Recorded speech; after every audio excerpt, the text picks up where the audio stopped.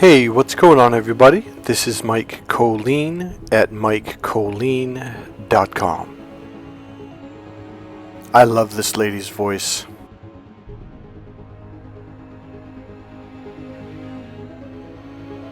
Okay, so my apologies for being gone for about, I think, a week or so now. But I've been having a lot of fun.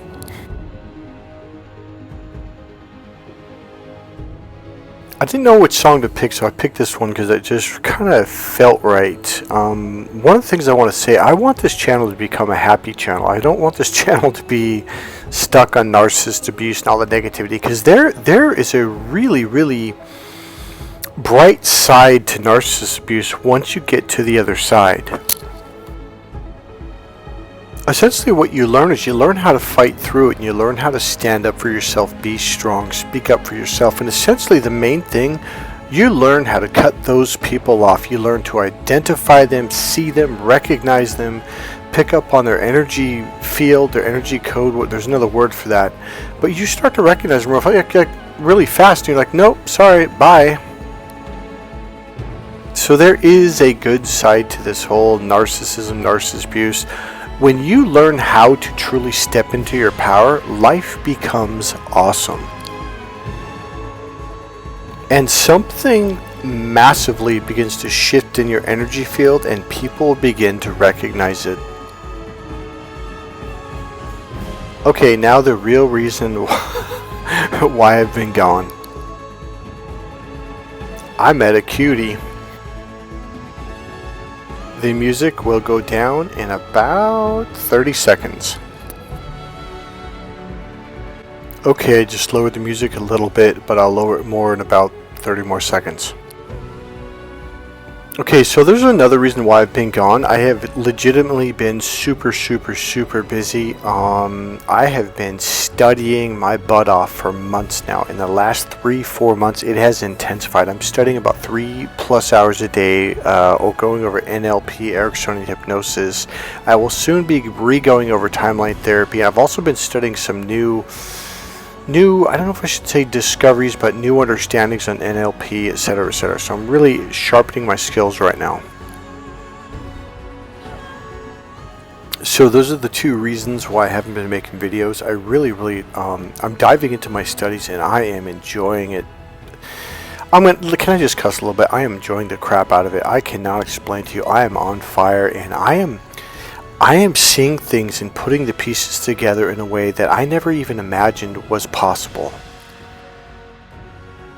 I'm just seeing things and how they connect on a much higher level. And that's not even I don't know how to say it other than that's the best way to explain it for right now. Things are becoming a lot clearer.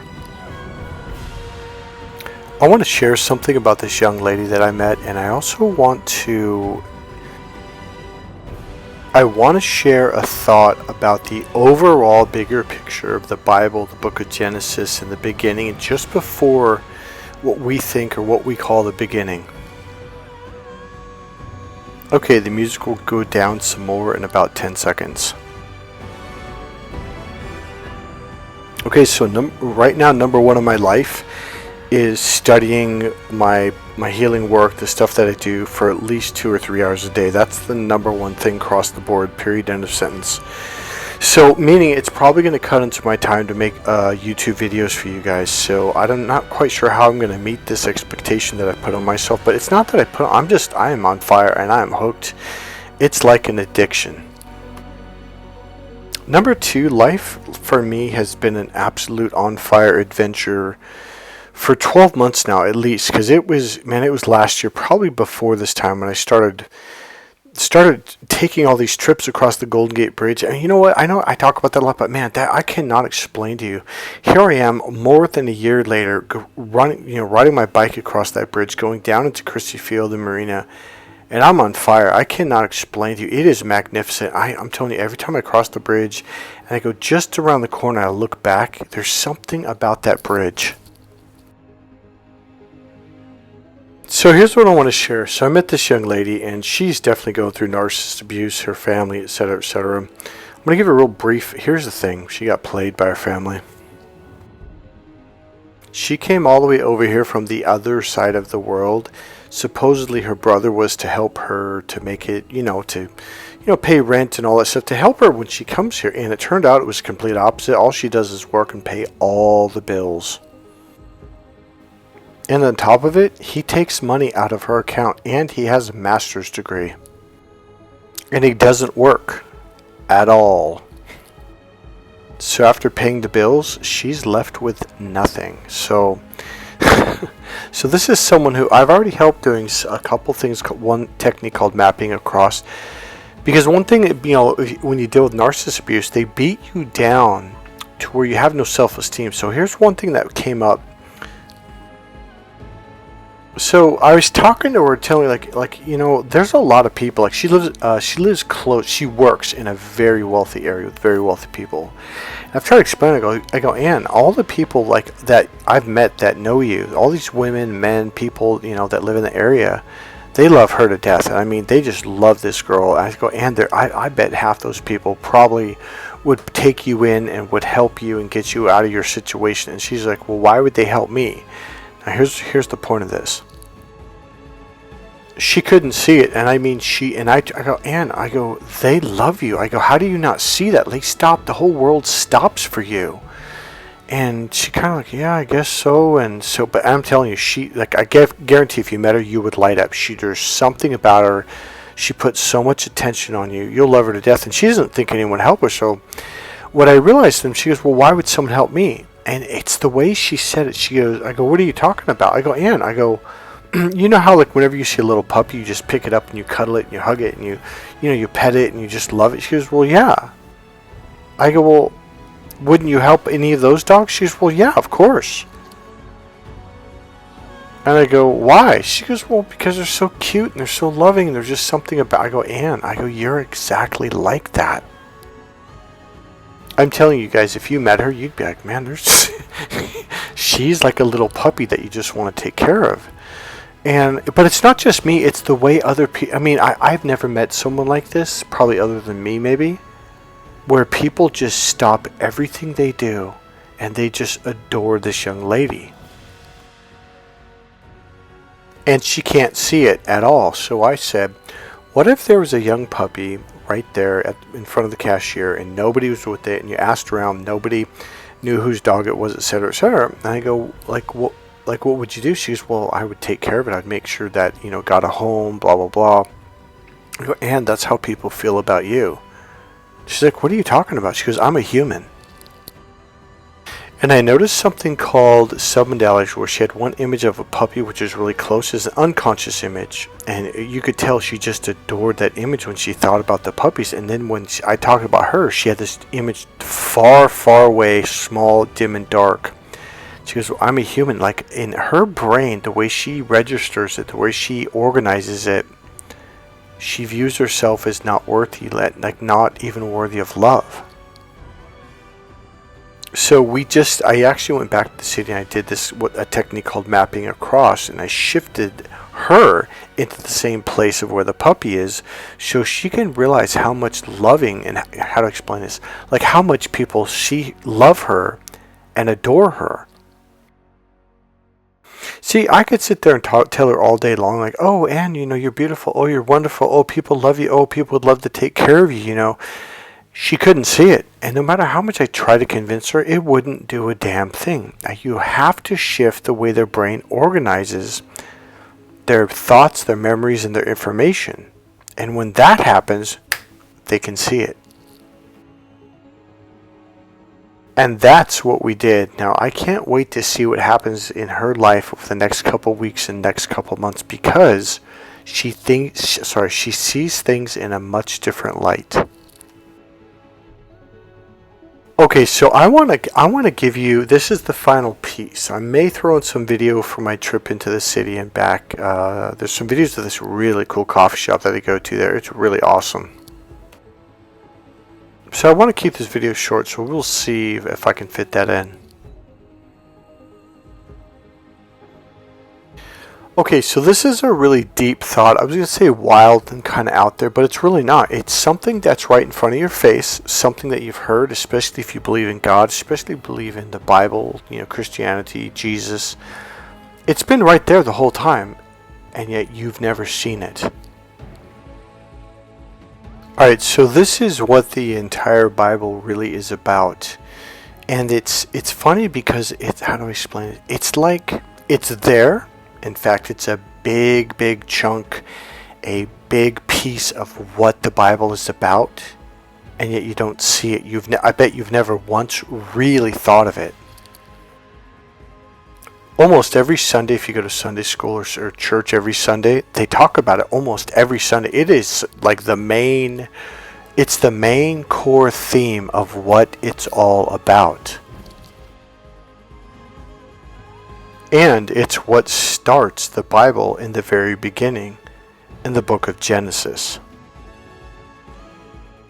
So if a lot of you think, oh, he's a religious guy, oh, he's about the Bible, he's a Christian, etc., etc. No, if you think I'm about religion, you're really missing the boat. And I'm not trying to say, hey, change your religion. I love your religion. I don't care if you're Buddhist. I don't care if you're Muslim. I don't care what you are. You could be Christian. Keep your religion. Keep your faith. 100%. No problem. Amen. Here's what I'm saying. Something went awry. Something went wrong. Now, let's go back before this went wrong. One thing I want to emphasize, if you've paid attention even a little bit, even if you've never gone to church but you live in America, a Western country, it's in our movies, it's in our songs, it's in commercials, it's everywhere. All I'm trying to do is show you something so you can be happy again, so you can be free again. I'm going to tell you something right now. Life is a gift that was meant to be enjoyed.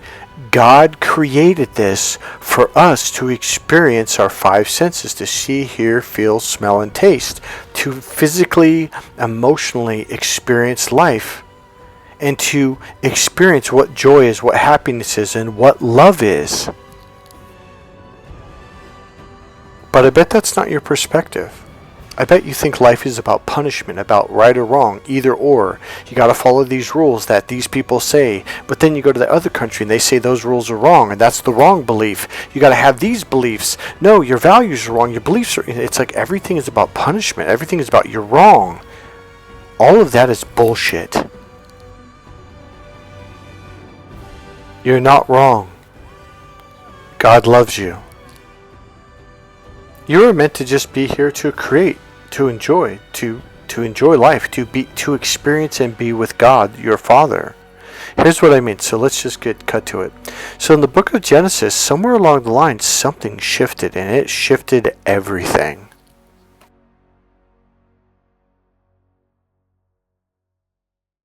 So essentially, as the story goes, Adam and Eve were just in the garden. They were enjoying life. Everything was fine.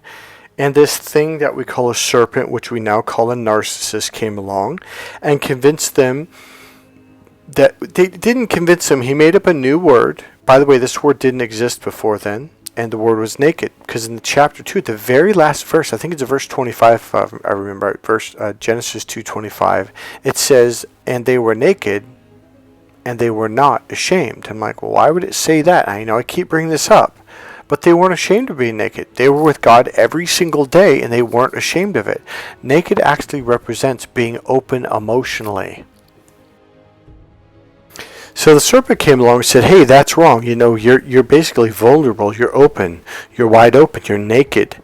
Now, the symbology is that, oh, you're naked physically. No, that represents them being naked or open emotionally. Well, that's how you have to be if you want to be with God. So he convinced them that they were naked and they were ashamed. Well, what does a narcissist do to you? What does the serpent do to you? He humiliates you. He shames you. He does everything in his power to make up words, to change the definition and meaning of words to make you feel ashamed. In fact, these groups, these, what are they? What's the word? Hold on, let me try to find the word for it. I can't think of the word. It's like a witches group, or one word would be cult, but there's another word for it. So these groups, what they do is they do what's called a humiliation ritual, where they humiliate you for a long time in any way and every way they possibly can to make you feel so horrible about yourself that you don't even think of opening up to your emotions, your feeling, your heart, and your love, which will open you back up to God. And that is what the serpent Narcissist did to Adam and Eve in the book of Genesis. He humiliated him, he shamed him. And it's so after the serpent did that to them and tricked them to go into the tree of knowledge, which is your logical brain about right or wrong, either or. The right brain, if you just go to a 4-year college and study psychology, the left brain is about rules, structure, and organization. So the serpent came along and says, hey, you're breaking a rule. And they're like, what are you talking about? Oh, you're naked. And they're like, oh, what's naked? Well, you don't have clothes on. They're like, what are clothes? It even breaks it down in the book of Genesis, where I think they sewed together fig leaves, etc., to cover up. And what that means is they hid from their right brain, and they hid behind their logic like a narcissist does, because they're full of emotional shame, because the narcissist came along and made up a word, made up a new definition, and said the meaning of being naked is shameful and humiliation, and therefore you're bad and wrong. And then right after that, it says God walked in the cool of the day, the cool of the garden, etc., and called out and said, Adam, Eve, where art thou? And it says, and they hid, Adam and Eve hid from God, not the other way around. God did not hide from us. God called out again, Adam, Eve, where art thou? And Adam says, we're hiding. And God goes, why are you hiding? And Adam says, because we're naked, which means they were ashamed. And that's why they hid from God. So here's the deal. If you're saying, God, where are you? God's standing right in front of you going, I'm right here. I've always been here. I never left. It is you that hid from God because you let a serpent, a narcissist, convince you that you're bad, that you're shameful, that you're this, that you're that. So therefore you felt like you had to hide behind your logic. Therefore you didn't connect with your emotions and connect with yourself, which is how you connect to God. See, if you disconnect from yourself, which means your emotions, your feelings, you can't connect to God, because the way you connect to God is through your right brain, through your emotions and your feelings.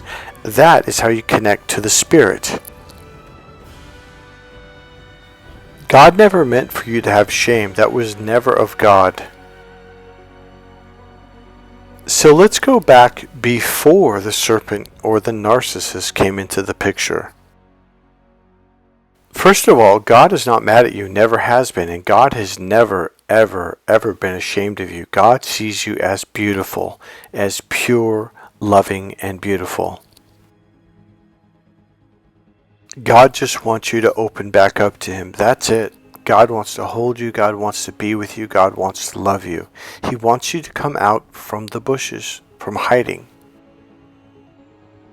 See, once you overcome that shame ritual, the abuse, the mental, emotional, even physical abuse, once you come out of that, people can't shame you anymore. You just kind of look at them. See, here's what happens. I promise you, if you're not there yet, I promise you, you're going to look at them like, wow, those are some really messed up people. Those are some sick, disgusting people.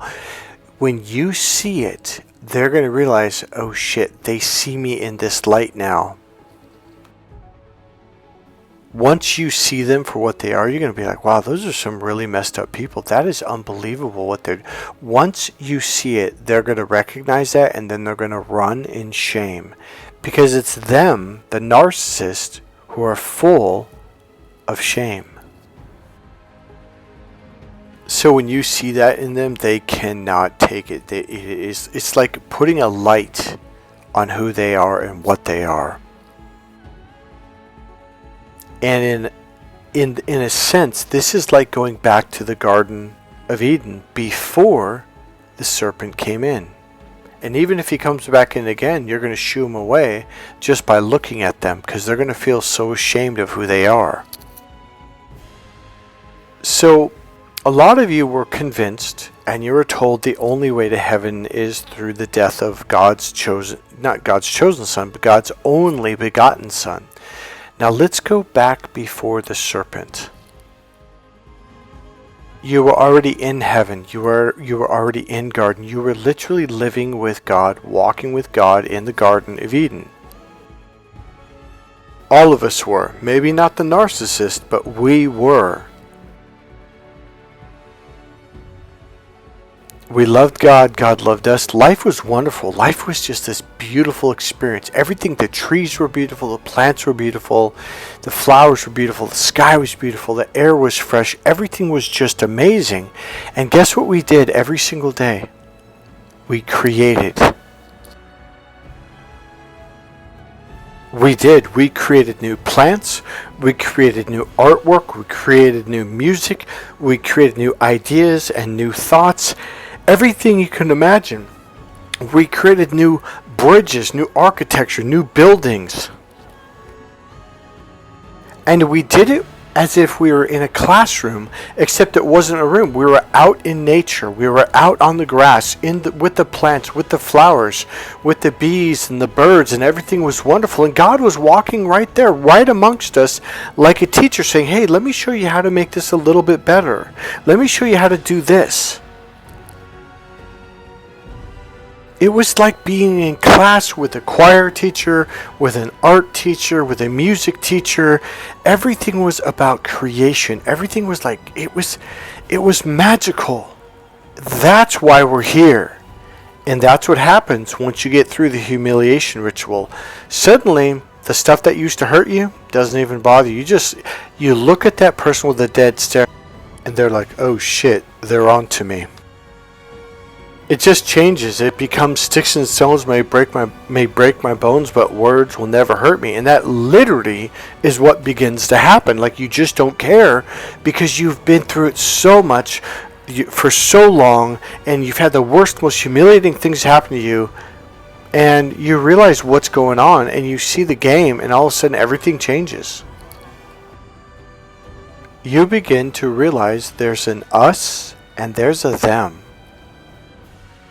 And all of a sudden, you start recognizing them, and you put up the Great Wall of China to them. Here's the other thing that starts to happen, and this is why I've been so happy for more than a year now. You start to recognize us. You start to see your own kind. You start to see the kind, caring, intelligent, gentle souls that are kind to you, that are gentle to you, that have good hearts, that have good souls. So all of a sudden you go, wait a minute, and you avoid the bad people. I don't want to be around them anymore because those guys are assholes. Those people are evil. And when you see that in them, they recognize that you can see it and they run. See, the one thing that I really have begun to recognize over the last year plus, I'm seeing us now. I'm starting to see people like everywhere, at stores, at restaurants, people at businesses, everywhere I go, like, oh, you're one of us. See, a long time ago, you guys heard me say this, like, oh, you're going to start recognizing the difference between good people and bad people. And I know a lot of you like, oh, I don't know about that, they're all bad. Yeah, there's a lot of bad people out there, but there's also a chunk, and I mean a big chunk of really good people out there. And they recognize you. They see you. And now you're starting to see them. So here's what I'm trying to say overall when it comes to the book of Genesis and all that stuff. You have to understand. And how do I explain this? I don't know if I'm going to try. Let me just pause on this. You are not under this. I don't know if this. You are not under this law, this set of rules that started after the serpent screwed with Adam and Eve in the garden. You are not under the, you're going to go to hell if you don't follow my rules, step on a crack, break your teacher's back, so walk on eggshells, do as you're told. Now that is a load of shit. All of these man-made rules that they keep making more and more and more of were designed to keep you in shame, to keep you in guilt, to keep you in fear, to keep you in... Like, even fear does not come from God. Fear does not come from Christ. Fear comes from the devil. Period. End of sentence. And so does control. If you're experiencing fear or intimidation or control or manipulation, trust me, that is not from God. God is pure, God is love, God is awesome, and God loves you. I'm going to guarantee you this. If you are literally in the presence of God right now, you would feel nothing but magnanimous, I don't even know if that's the right word, but magnanimous love and absolute pure joy.